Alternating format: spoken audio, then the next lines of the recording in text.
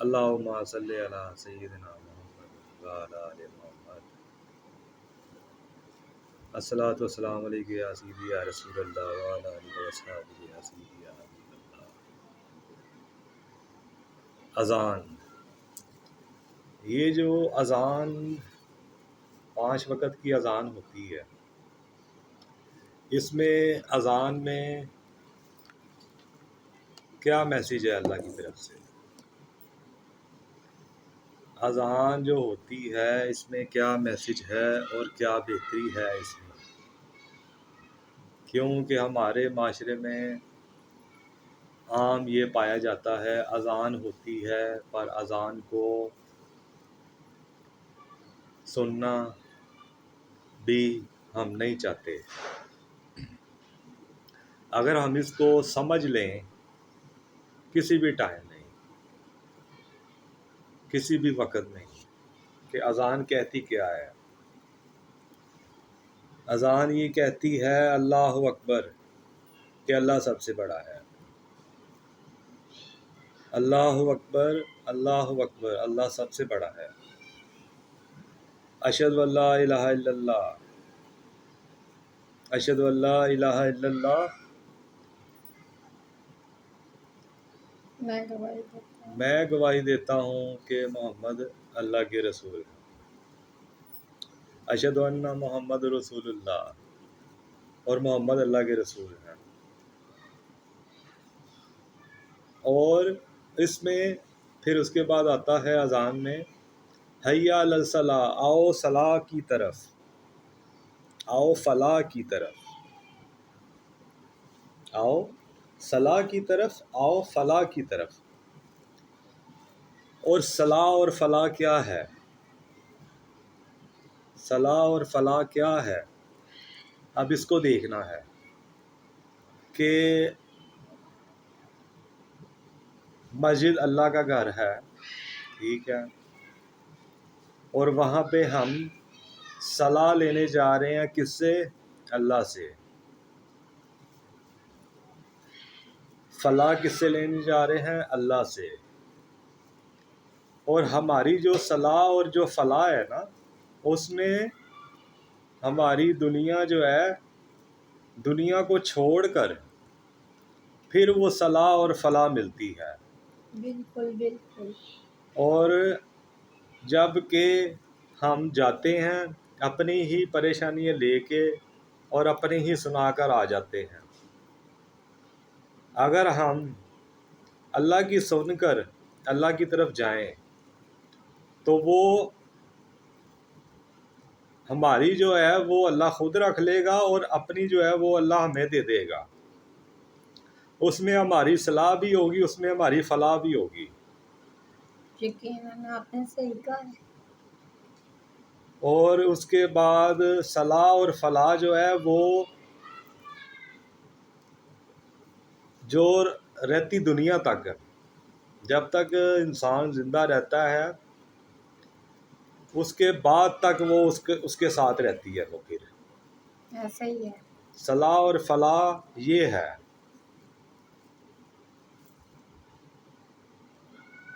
حی علی الصلاح، حی علی الفلاح، آؤ صلاح کی طرف، آؤ فلاح کی طرف۔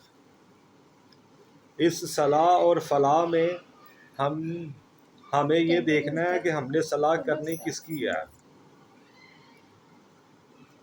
صلاح اس میں وہی کرنی ہے جو اللہ اور اللہ کے نبی نے اس میں بتایا ہوا ہے کہ حق اور سچ کا راستہ۔ اور حق اور سچ کا راستہ جو ہے وہ تب ہی ہمیں ملے گا جب ہم اس کو سمجھنے کی طرف آئیں گے۔ ہم اپنی پریشانیاں، اپنی مصیبتیں، اپنے غم سب لے کے جاتے ہیں، اور لے کر جانے بھی چاہیے۔ اس کے سوا ہمارے پاس کون سا در ہے؟ اور کوئی اور در نہیں ہے۔ یہی ہے حقیقت۔ مگر وہ بھی ایک وقت، ایک گھڑی وہ آپ نے خود طے کرنی ہے۔ वो आपके अंदर से एक आवाज़ आती है एक टाइम में, हाँ, जब आपका मूड होगा अल्लाह से बात करने का, खुद दिल करेगा। क्योंकि जब हम जाते हैं अपनी कोई मुसीबतें लेकर, हम अपने कोई गम लेके जाते हैं, अल्लाह हमारी सुन लेता है। वो कहता है कि जे तू रब नूं मनाना पहले यार नूं मना। रब मन जाता, यार नूं मनाना औखा है। दो नफल पढ़िए, रब मन जाता, पर यार नूं मनाना औखा है। यार वो है जो जो अंदर बैठे हैं। जो आपके साथ है, जो आपकी अना है, आपका ईगो है कि यार मैं ਇਹ ਕੰਮ ਕਿਉਂ ਕਰਾਂ, ਮੈਨੂੰ ਇਹ ਵੇਖ ਰਿਹਾ, ਮੈਨੂੰ ਉਹ ਵੇਖ ਰਿਹਾ। ਉਹ ਬੰਦਿਆ ਖੁਦਾ ਦਿਆ, ਤੈਨੂੰ ਰੱਬ ਨਹੀਂ ਵੇਖ ਰਿਹਾ? ਤੈਨੂੰ ਰੱਬ ਵੇਖ ਰਿਹਾ ਕਿ ਨਹੀਂ ਵੇਖ ਰਿਹਾ? ਸਭ ਤੋਂ ਪਹਿਲੇ ਤੂੰ ਇਸ ਗੱਲ ਨੂੰ ਜਾਣ ਕੇ ਇਹ ਕੀ ਹੈ। ਇੱਕ ਬਜ਼ੁਰਗ ਨੇ ਆਪਣੇ ਸ਼ਾਗਿਰਦਾਂ ਨੂੰ ਇਮਤਿਹਾਨ ਦਿੱਤਾ ਕਿ ਇਹਨੂੰ ਹੱਲ ਕਰੋ। ਉਹ ਇਮਤਿਹਾਨ ਕੀ ਸੀ? ਉਹ ਇਮਤਿਹਾਨ ਹੈਗਾ ਸੀ, ਉਹਨਾਂ ਨੇ ਕਿਹਾ ਕਿ ਵੀ ਜਾਓ ਉੱਥੇ ਜਿੱਥੇ ਤੁਹਾਨੂੰ ਕਿਧਰੇ ਵੀ ਰੱਬ ਨਾ ਵੇਖ ਰਿਹਾ ਹੋਵੇ, ਤੁਸੀਂ ਉੱਥੇ ਜਾਓ। ਔਰ ਸ਼ਾਗਿਰਦਾਂ ਨੇ ਕਿਹਾ ਕਿ ਹਜ਼ੂਰ ਉੱਥੇ, ਔਰ ਉਸਤਾਦ ਨੇ ਉਹਨਾਂ ਨੂੰ ਇੱਕ ਮੁਰਗੀ ਦੇ ਦਿੱਤੀ ਕਿ ਇਹ ਤੁਸੀਂ ਮੁਰਗੀ ਉੱਥੇ ਜ਼ਿਬਾ ਕਰਨੀ ਹੈ ਜਿੱਥੇ ਤੁਹਾਨੂੰ ਰੱਬ ਨਾ ਵੇਖੇ। ਇੱਕ ਗਿਆ ਕਿਤੇ ਜ਼ਮੀਨ ਦੀ ਤਹਿ ਦੇ ਵਿੱਚ ਚਲਾ ਗਿਆ, ਉਹਨੇ ਕਿਹਾ ਇੱਥੇ ਮੈਨੂੰ ਰੱਬ ਨਹੀਂ ਦੇਖ ਰਿਹਾ, ਜ਼ਿਬਾ ਕਰਕੇ ਲੈ ਆ। ਦੂਸਰਾ ਗਿਆ, ਉਹ ਵੀ ਕਿਸੇ ਕਾਲ ਕੋਟਰੀ ਦੇ ਵਿੱਚ ਚਲਾ ਗਿਆ, ਕਿਤੇ ਬੰਦ ਜਗ੍ਹਾ ਤੇ ਚਲਾ ਗਿਆ।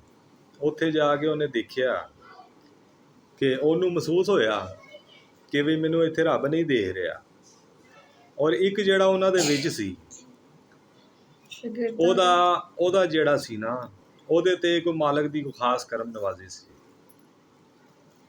ਉਹਨੇ ਦੇਖਿਆ ਕਿ ਵੀ ਰੱਬ ਜਿਹੜਾ ਹੈਗਾ ਇਹ ਕਿ ਉਹ ਤੇ ਹਰ ਪਾਸੇ ਮੌਜੂਦ ਹੈ।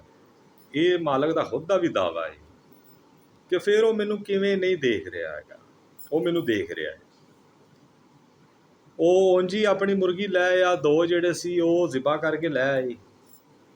ਉਹਨਾਂ ਨੇ ਕਿਹਾ ਹਾਂ ਬਈ ਤੁਸੀਂ ਜ਼ਿਬਾ ਕਰਕੇ ਲੈ ਆਏ ਹੋ, ਤੁਸੀਂ ਜ਼ਿਬਾ ਕਰਕੇ ਲਿਆਂਦੀ ਹੈ, ਤੁਸੀਂ ਕਿਉਂ ਜ਼ਿਬਾ ਕੀਤੀ ਹੈ? ਉਹਨਾਂ ਨੇ ਕਿਹਾ ਕਿ ਵੀ ਕਿ ਤੁਹਾਨੂੰ ਰੱਬ ਨਹੀਂ ਸੀ ਦੇਖ ਰਿਹਾ।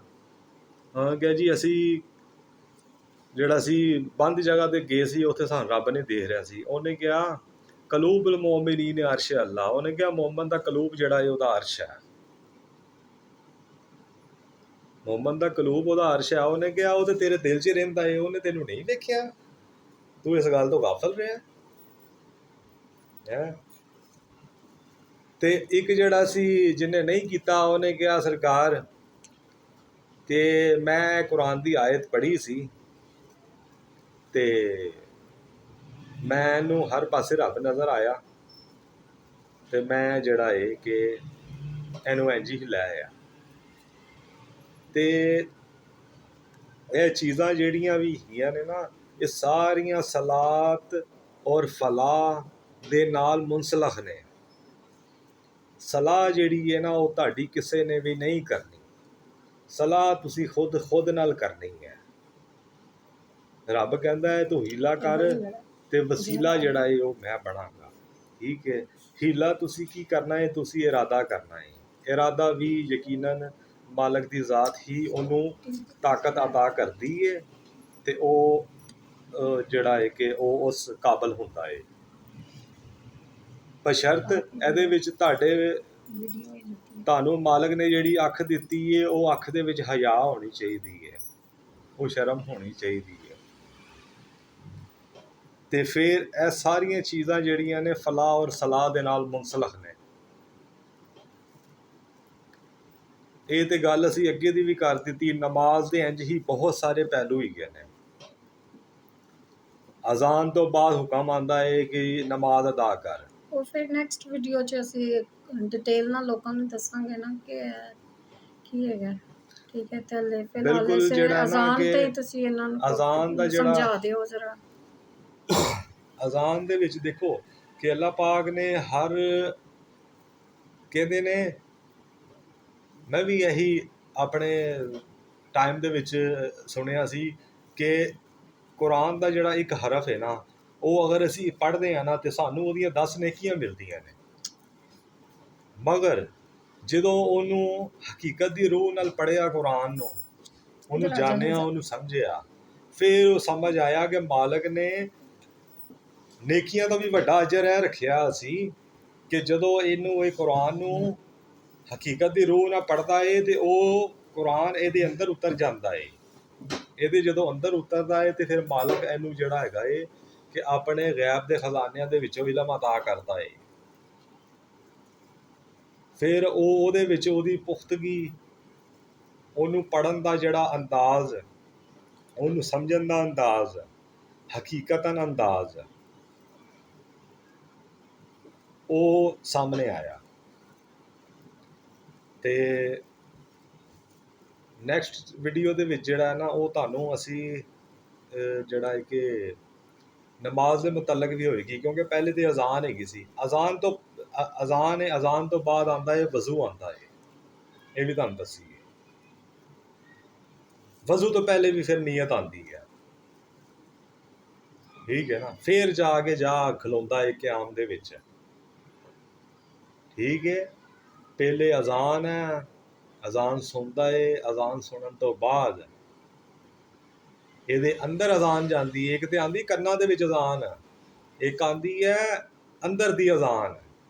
ਕਹਿੰਦਾ ਇਹ 12 ਬੈਸੀ ਖਟਣ ਗਏ ਤੇ ਖੱਟ ਕੇ ਲਿਆਂਦੀਆਂ ਫੁੱਲ ਪੱਤੀਆਂ, ਅਰਸ਼ ਫਰਸ਼ ਦੀ ਖਬਰ ਸੁਣਾਵੇ ਸੁਰਮਾ 3 ਰਤੀਆਂ। ਉਹ ਸੁਰਮਾ ਜਿਹੜਾ ਹੈ ਨਾ ਉਹ ਅੱਖਾਂ 'ਚ ਨਹੀਂ ਪੈਂਦਾ ਜੇ, ਉਹ ਕੰਨਾਂ 'ਚ ਪੈਂਦਾ ਜੇ। ਜਦੋਂ ਇਹਦੇ ਕੰਨ ਦੇ ਵਿੱਚ ਉਹ ਆਵਾਜ਼ ਜਾਂਦੀ ਹੈ ਨਾ ਅਜ਼ਾਨ ਦੀ, ਫਿਰ ਉਹਦੀ ਜਿਹੜੀ ਹਕੀਕੀ ਹੈ ਨਾ ਉਹ ਉਹਨੂੰ ਉਸ ਰਸਤੇ ਨੂੰ ਲੈ ਕੇ ਜਾਂਦੀ ਹੈ ਕਿ ਚੱਲ ਬੰਦਿਆ, ਚੱਲ ਮਸੀਤੇ ਚਲੀਏ, ਹਕੀਕਤ ਦਾ ਬੁਲਾਵਾ ਆਇਆ ਹੈ। ਤੇ ਇਨਸ਼ਾਅੱਲਾ ਜਿਹੜਾ ਨਾ ਤੁਹਾਨੂੰ ਨੈਕਸਟ ਵੀਡੀਓ ਦੇ ਵਿੱਚ ਫਿਰ ਜਿਹੜਾ ਨਾ ਅਸੀਂ ਅਜ਼ਾਨ ਤੋਂ ਬਾਅਦ ਵਜ਼ੂ ਹੈ, ਵਜ਼ੂ ਦੇ ਜਿਹੜੇ ਨੇ ਕਿ ਉਹ ਵਜ਼ੂ ਦੇ ਉੱਤੇ ਵੀਡੀਓ ਬਣਾਵਾਂਗੇ। ਫਿਰ ਉਸ ਤੋਂ ਬਾਅਦ ਨੀਅਤ ਤੇ ਬਣਾਵਾਂਗੇ। ਫਿਰ ਉਸ ਤੋਂ ਬਾਅਦ ਨਮਾਜ਼ ਦੇ ਵਿੱਚ ਜਦੋਂ ਇਹ ਕਿਆਮ ਕਰਦਾ ਏ, ਮਤਲਬ ਕਿ ਟੋਟਲੀ ਜਿਹੜੀ ਹੈ ਕਿ ਤਰੀਕਾ ਹੈ ਉਹ ਤੁਹਾਡੇ ਤੱਕ ਕੋਸ਼ਿਸ਼ ਕਰਾਂਗੇ ਕਿ ਉਹਨੂੰ ਅੱਛੇ ਤਰੀਕੇ ਨਾਲ ਕਿ ਤੁਹਾਨੂੰ ਕੋ ਦੱਸਣ ਦੀ ਕੋਸ਼ਿਸ਼ ਕਰਾਂਗੇ। ਔਰ ਇਸਲਾਹ ਔਰ ਫਲਾਹ ਜਿਹੜੀ ਹੈ ਉਹ ਇਹਦੀ ਹਕੀਕਤ ਹੈ, ਉਹ ਇਹਦੀ ਕਾਮਯਾਬੀ ਹੈ, ਠੀਕ ਹੈ। ਕਾਮਯਾਬੀ ਦੁਨੀਆ ਤੇ ਕੋਈ ਕਾਮਯਾਬੀ ਨਹੀਂ ਜੀ। ਦੁਨੀਆ ਇੱਕ ਉਹ ख्वाब ਹੈਗਾ ਏ ਜਿਹੜਾ ਕਦੀ ਨਹੀਂ ਪੂਰਾ ਹੋ ਸਕਦਾ। ਦਲਦਲ ਹੈ ਜਿਹਦੇ 'ਚ ਫਸ ਜਾਓ। ਇਹ ਦੁਨੀਆ ਇੱਕ ਮੁਸਾਫਰਖਾਨਾ ਹੈ, ਦੁਨੀਆ ਇੱਕ ਮੁਸਾਫਰਖਾਨਾ ਹੈ। ਕੋਈ ਜਾ ਰਿਹਾ, ਕੋਈ ਆ ਰਿਹਾ, ਕੋਈ ਜਾ ਰਿਹਾ, ਕੋਈ ਆ ਰਿਹਾ। ਪਰ ਜਿਹੜਾ ਜਾ ਰਿਹਾ ਉਹ ਕੀ ਲੈ ਕੇ ਜਾ ਰਿਹਾ ਤੇ ਜਿਹੜਾ ਆ ਰਿਹਾ ਉਹ ਕੀ ਲੈ ਕੇ ਆ ਰਿਹਾ, ਠੀਕ ਹੈ।